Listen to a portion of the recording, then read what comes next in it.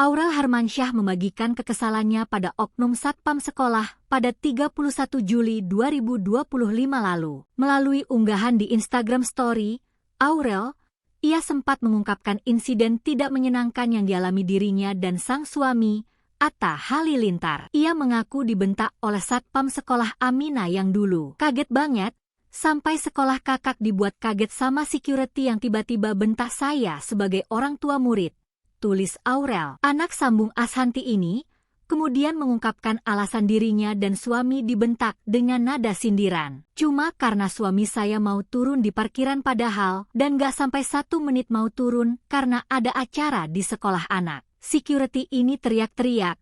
Dia bilang, "Minggir, minggir, bos saya mau lewat," dengan nada arogan sambil melotot, cerita Aurel. Kejadian itu cukup membuat ibu 2 anak tersebut sampai menangis. Kini Aurel dan Atta malah banjir hujatan lantaran memutuskan memindahkan Amina ke sekolah lain. Lewat sebuah akun TikTok Mama Vano 182, pemilik akun membagikan ulang unggahan Atta soal perpindahan Amina ke sekolah baru.